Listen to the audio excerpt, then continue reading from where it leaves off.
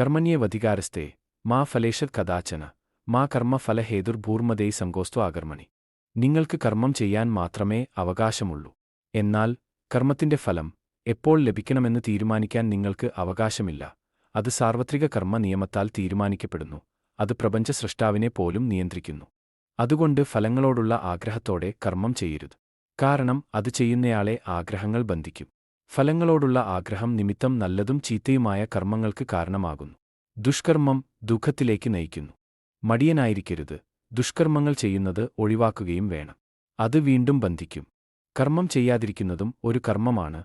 കടമകളിൽ നിന്ന് ഒളിച്ചോടുന്നതിന്റെ കർമ്മം അത് ഒരു പാപകർമ്മമാണ്. അത് ദുഃഖത്തിലേക്ക് നയിക്കും. ഫലങ്ങളെ ആഗ്രഹിക്കാതെ കർമ്മങ്ങൾ അനുഷ്ഠിക്കണം. അത് ആനന്ദത്തിലേക്കും ദുഃഖബന്ധനങ്ങളിൽ നിന്നുള്ള മോചനത്തിലേക്കും നയിക്കും. നമ്മൾ എപ്പോഴും നിഷ്കാമകർമ്മം ആണ് ചെയ്യേണ്ടത്. അതിനു കാരണം മനുഷ്യർ ഒരു കർമ്മം ഫലം പ്രതീക്ഷിച്ചു ചെയ്യുമ്പോൾ സ്വാഭാവികമായും ആഗ്രഹങ്ങൾ ഉണ്ടാകും. ആ ആഗ്രഹങ്ങൾ സാധിച്ചില്ലെങ്കിൽ നമുക്ക് അസംതൃപ്തിയുമുണ്ടാകും. ആ അസംതൃപ്തിയിൽ നിന്നും ക്രോധമുണ്ടാകുന്നതാണ്. അങ്ങനെ ക്രോധത്തിൽ നിന്നും മോഹങ്ങൾ ജന്മമെടുക്കും. മോഹം കാരണം വ്യക്തികൾ ആചാരവും സംസ്കാരവും പെരുമാറ്റരീതികളുമെല്ലാം വിസ്മരിക്കും. ധർമ്മം നഷ്ടപ്പെടുമ്പോൾ അവിടെ ബുദ്ധിക്കും സ്ഥാനമില്ല. അനുചിതമായ രീതിയിലുള്ള പ്രവർത്തികൾ ചെയ്തു തുടങ്ങും. അങ്ങനെ സമൂഹം ഇത്തരം വ്യക്തികളുടെ ശത്രുവായി മാറും. അങ്ങനെ അവസാനം ഇങ്ങനെയുള്ള മനുഷ്യർക്ക് സമ്പൂർണമായ പതനവും സംഭവിക്കും. അവർ അധർമ്മികൾ ആയി മാറുകയും ചെയ്യും.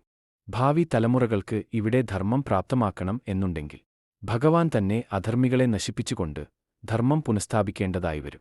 അങ്ങനെ അധർമ്മികളെ ഭഗവാന് നശിപ്പിക്കേണ്ടതായും വരും.